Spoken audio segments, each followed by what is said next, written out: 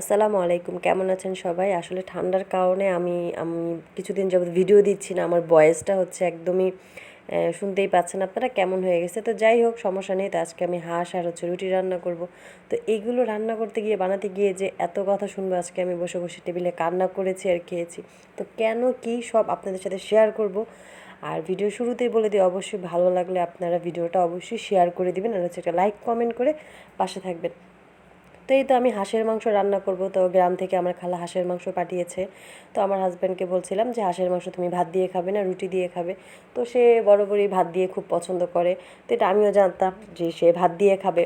তো তাই তার জন্য হচ্ছে আমি ভাত রান্না করি, আর হচ্ছে আমার জন্য আমি পিঠা বানাই। তো কী পিঠা বানাই সেটাও আপনাদেরকে দেখাবো, বা রুটিও বলা যায়।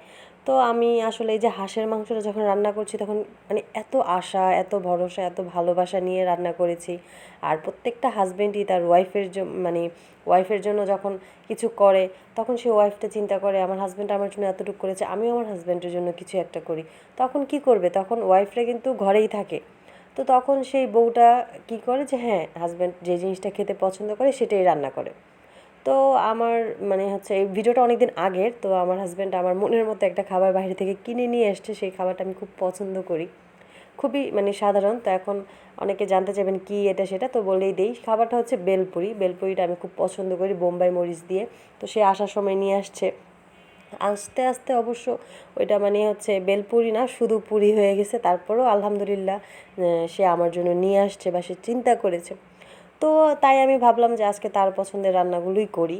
তো এই যে তার পছন্দের হাঁস রান্না করলাম, ভাত রান্না করলাম। তো দেখেন, আমরা প্রতিদিন রান্না করি, রান্না করতে গেলে কিন্তু ভুল হয়, ভালো হয়, খারাপ হয়। তো আমার হাজব্যান্ড এমন, যদি রান্না তার ভালো লাগে সে বলবে হ্যাঁ মজা হয়েছে, এটা সেটা অনেক কিছু বলবে। আর যদি খারাপ হয়, অন্যের হাজব্যান্ডের মতো আমার হাজব্যান্ড কখনোই বলবে না যে মজা হয়েছে বা ঠিক আছে বা এটা সেটা। সে ডাইরেক্ট বলবে না আমার পছন্দ হয় নাই, বা তেমন একটা মজা হয় নাই, তোমার এটাতে এই জিনিসটা দিলে ভালো হইতো, বা তুমি এই জিনিসটা এইভাবে করো নাই, এভাবে করলে ভালো হতো। তো এই জিনিসটা আসলে একটু খারাপ লাগলেও আমার কাছে মনে হয় তার এই জিনিসটা ভালো, কারণ এই সমাধানগুলো যদি নিজের ঘর থেকেই না হয় তাহলে কিভাবে হবে। এখন সে যদি আবেগ দেখিয়ে আমাকে বলে দিত যে হ্যাঁ অনেক মজা হয়েছে, এটা সেটা হ্যান ত্যান, তো আমি কিন্তু এটা কিন্তু সমাধান করতে পারতাম না। তো যাই হোক, এটা তার অনেক একটা ভালো দিক। তো এবার আসে আসল কথায়, আমি কেন কান্না করলাম খাবার খেতে বসে। মানে সে আজকে আমার হাঁসের মাংসটা নাকি এত মজা হয়েছে, এত মজা হয়েছে, সে এত প্রশংসা করেছে, এত প্রশংসা করেছে, মানে মানে বুঝাতে পারবো না আপনাদের যে সে এতটাই প্রশংসা করেছে। তো তার সেই প্রশংসায় আসলে মানে আমি যে এখন বলছি না, আমার নিজেরও খুব ভালো লাগছে।